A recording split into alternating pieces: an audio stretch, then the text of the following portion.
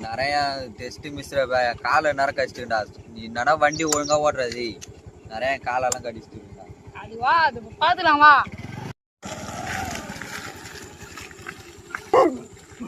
ஏய் நாயே, இந்த பிஸ்கட் சாப்பிடு. இல்ல அது நம்ம பொரியால போடா. பத்தியாடா, ஒரு பிஸ்கட்டை போட்டு இந்த நாயை கரெக்ட் பண்ணிட்டான். அதுவும் ஒரு உயிரினம்தான்டா, அதுக்கும் பசி இருக்காதா, வாய் இருக்காதா, வாயிலான்னு சொல்லிட்டு தான் நான் போறவன் பிடிச்சி கோலால் அடிக்கிறானுவ. கரெக்ட் பண்ண பத்தியா?